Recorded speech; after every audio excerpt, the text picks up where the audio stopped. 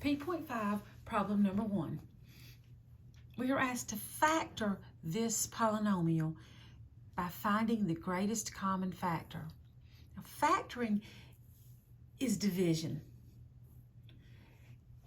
And when we factor, what we're trying to do is write a multiplication problem that when I do the multiplication, this would be the answer. So factoring is undoing multiplication. And the way we go about that, we look for the biggest number that will divide without leaving a remainder into 8 and into 28. So we're looking for the largest number that divides into 8 and 28 without leaving a remainder. And the largest number that goes into 8 and 28 is 4.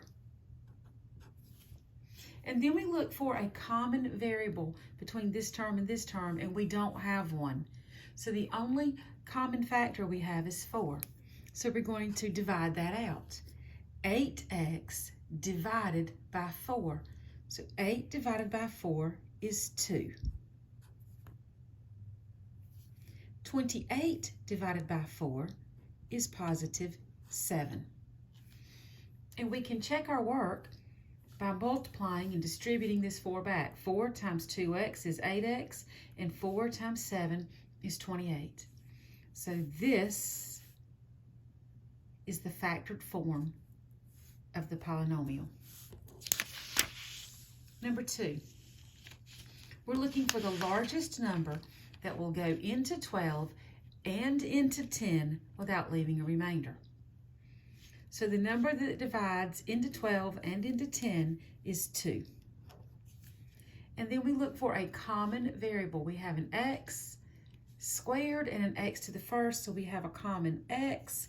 We choose the variable with the least power. So we're going to choose the x to the first.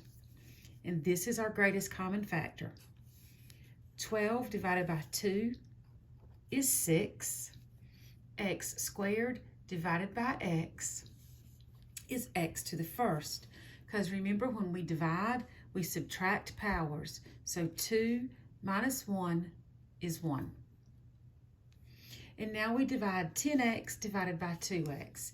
10 divided by 2 is 5. X divided by x is 1, and 1 times 5 is 5. Number 3, we're looking for the greatest common factor again for this problem. We want the largest number that will divide evenly into 8, 40, and 24. And 8 goes into all 3 of those numbers without leaving a remainder.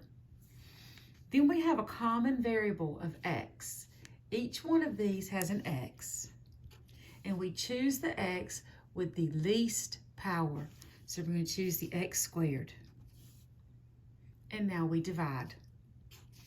8 divided by 8 is 1.